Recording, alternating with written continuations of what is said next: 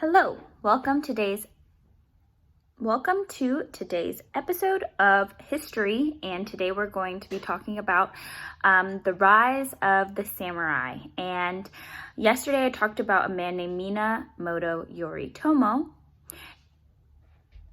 Yes, and he was someone who became shogun, which means commander-in-chief. And even though the emperor still held the power in terms of position, the actual power and the actual commanding authority came from the shogun over time as kind of the military government rose. So the word samurai and the word shogun do not mean the same thing. Shoguns are the commander-in-chief. They are on the top. Samurais work underneath them, kind of like knights during the feudal system. The shoguns would give the samurais things like land grants, money, and the samurai would do everything in their power to protect their shogun, and that was kind of their exchange. As the samurai rose into power, the military arts and the arts of war became more and more popular and more emphasized. I think a lot of times when we look at pictures of samurais, we oftentimes think of men, but both men and women were able to become samurais. And so both boys and girls were trained to harden their feelings and fight for their shogun. So by the 1300s, the kind of system of the shogun and the samurai looked a lot like the European feudal system, where there was somebody like a lord on the top and there was somebody protecting the lord beneath them.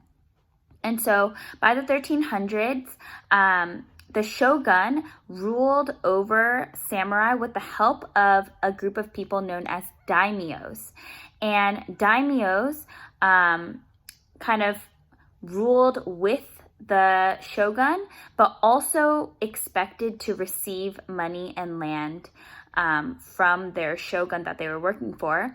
And in turn, the samurais would be asked to protect the daimyos. So it kind of worked like this. It was the shogun at the top, then underneath the shogun was a daimyo who kind of helped them run things.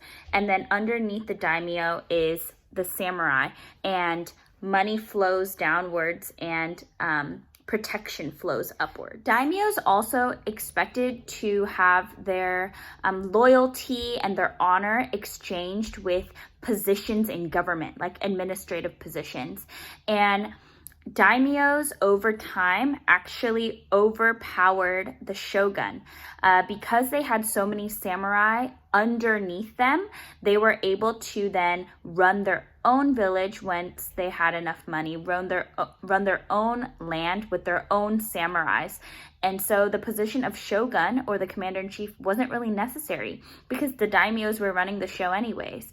And now they had their own land and their own people running the land for them. So what's the need to work under somebody else?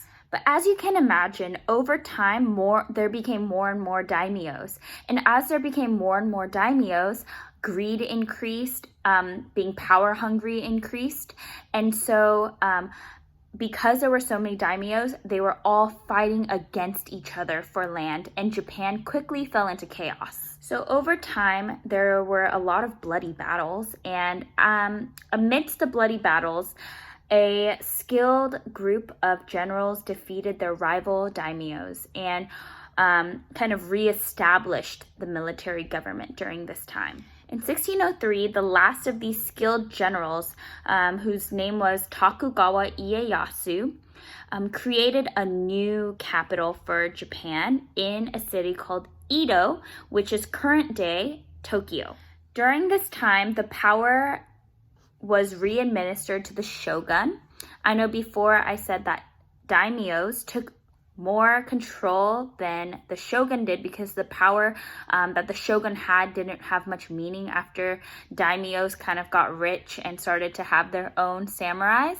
But over time, the shogun was repositioned, the military government was reestablished, and Japan lived in peace for about 250 years.